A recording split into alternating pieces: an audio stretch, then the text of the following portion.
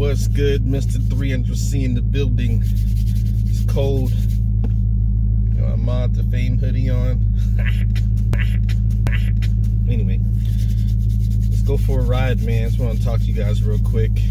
I'm gonna show you guys where we're going. Found a nice little chill spot up on a mountain, looking over the valleys. Pretty nice up there. Ooh. Gotta put the seatbelt on.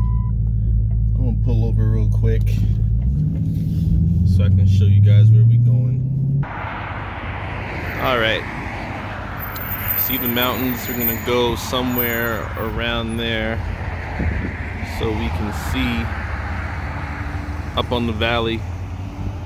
But yeah, I think I'm right. It's like over here. It's hard to tell in this camera, in this area on the mountains up there. Very nice area, but you'll see what I'm talking about. Ooh, this thing. Sexy. All right, let's get back in the car. Okay, we are going. But yeah, at least I can chat with you guys. It's been a minute. Trying to stay warm. When you bald, you feel all the cold temperature. Know what I mean? All right, let me talk to you guys what's on my mind right now as we head up to the mountaintop. So, a lot of stuff's happening in the economy. We got inflation rates up. We got chip shortages, inventory shortages for cars. Used cars prices are the same as new car prices. All kinds of mess happening, man. And this ain't getting fixed till probably in the next year. Who knows? But as you guys know, the dream car is the Hellcat wide body Charger, 717 horsepower. That is the long-term goal. Now, I still do like the 392 Scat Pack wide body. I am considering that still, but it kind of makes sense just to go straight to the Hellcat long-term goal. Even though I still want to experience a 392 ownership, being naturally aspirated, because I love that big 6.4-liter Hemi.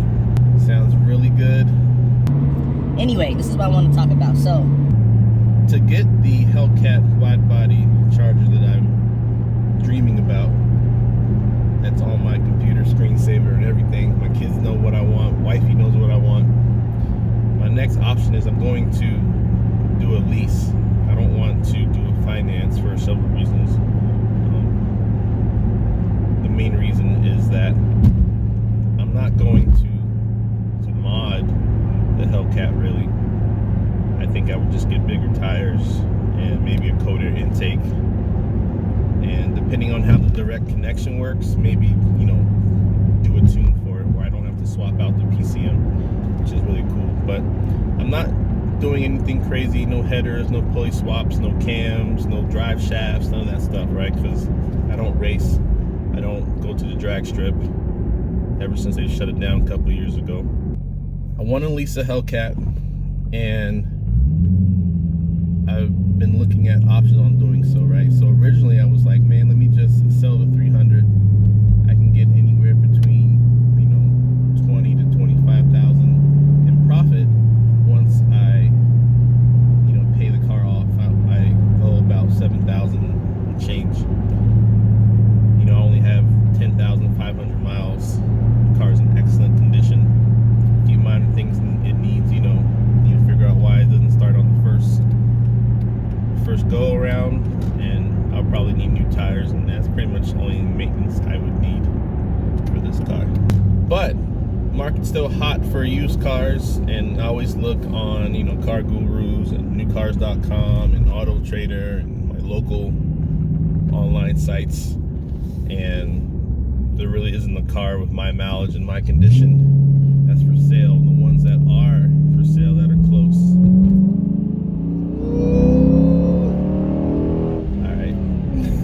The ones that are for sale that are close, they're, you know, they're like $30,000 list price, which I'm like, oh man, I can definitely go a little bit higher than that. And they have like, you know, 30,000 miles, 40,000, 50,000 miles. I'm like, dang, SRT8 is going high, so I know mine would go high.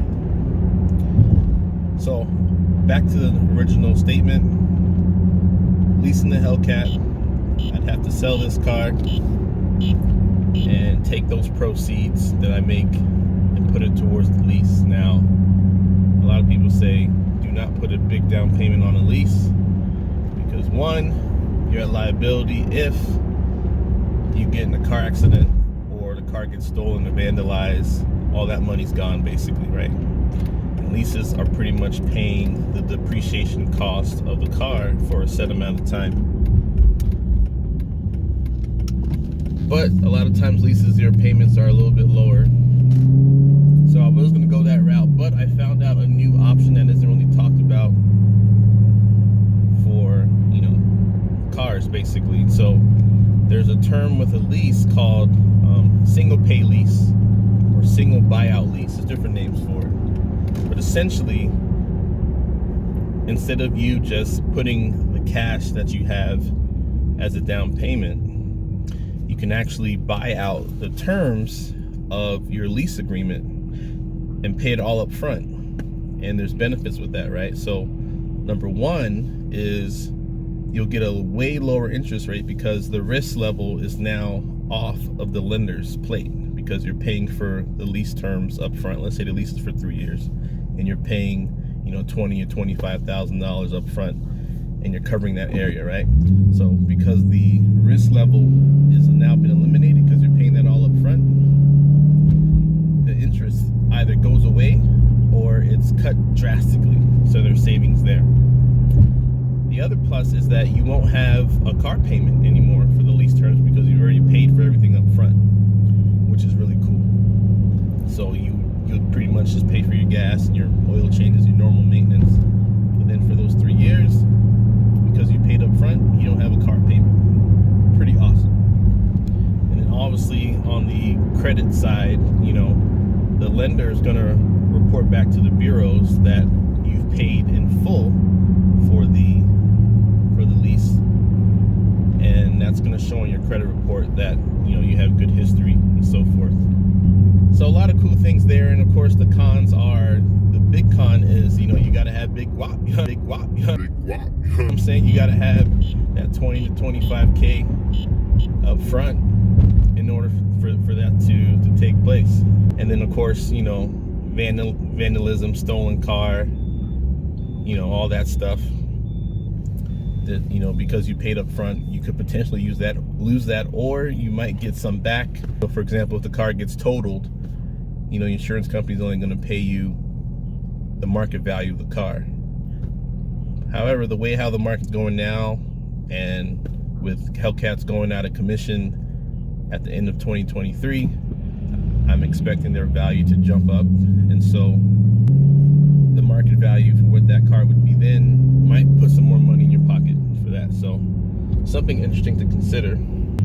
So I like that idea of just buying out the lease terms for the 3 years right up front from the proceeds from the 300, not having a car payment. Excuse me, burping up some chocolate mint cookies. I don't know what's up with that. I just think that's would work out for me based on my goals for not wanting to mod a Hellcat and do anything crazy to it. And then all the terms are going to be the same. So once 3 years is up, I can give the car back, I can keep it, or, you know, I can sell it, right? And then I'd make some money off of that because I'm expecting the value to go up for these type of cars. That's just kind of my thought process right now. Anyway, I won't talk too long. So yeah, so those are my thoughts basically on where my head is at. I know it's a horrible time to buy a car. I don't think I'm gonna pull the trigger on this like immediately. I can wait a little bit longer. Just because I'm not in a hurry. I really not.